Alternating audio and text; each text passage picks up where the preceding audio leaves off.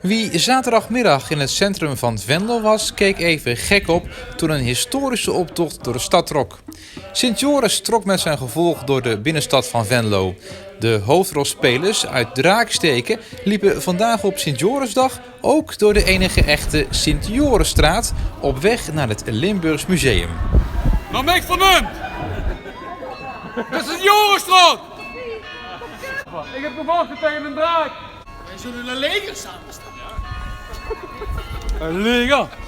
Welk leger? Hier staat een leger. Werden het is hier! Gaan vechten! Laat me dan niet lachen! De Joden zullen ons bijstaan. Dat is mijn ene god! 14 jaar geleden heb je Katelijn al gelopen om de draak te verslaan. En wat is er gebeurd? Niks! Helemaal niks! Al deze lui zijn er 4 kwijt. En wat heb je gedaan? Alleen maar gefeest en gedronken. Dat is koningslasser. Eindelijk gewonnen! Vader Pees! Want bij het Limburgs Museum was van alles te doen. Een vuurspuwer, veel hoogwaardigheidsbekleders en fragmenten uit het openluchtspektakel Sint Joris en de Draak, wat dit jaar in Bezel wordt opgevoerd.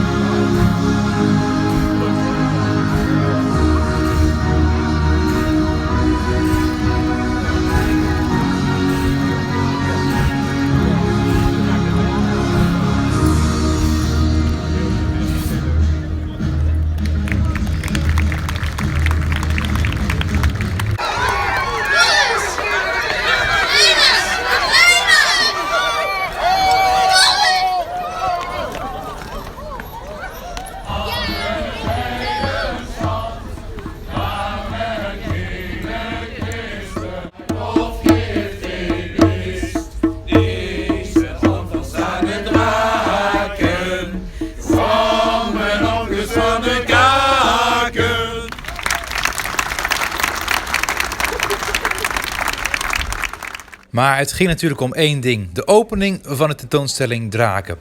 Van de hoogwaardigheidsbekleders en de media trokken de jongsten niets aan. Zij kwamen namelijk voor één ding: de draken. Wat vinden jullie ervan? Wat vind je ervan, Imke? Nee. Ja, spannend hè? Wat vind je het mooiste wat je gezien hebt? Het schilderij. Het schilderij, ja. En waarom het schilderij? Daar staat een draak op met? Koppen. Ja, met heel veel koppen hè? Zijn jullie bang van draken? Nee, want ze zijn ook nog nooit bestaan. Maar ik vind ze wel cool als er in de films, dan lijken ze soms heel echt. Ja, iedereen is natuurlijk wel eens bang geweest voor draken in jonge leeftijd. En deze tijd, als je wat ouder bent, dan weet je ook dat de draak en Sint Joris, dat staat voor de strijd tussen goed en kwaad. En dat is ook iets wat in een mensenleven iets is waar je toch wel eens mee bezig bent.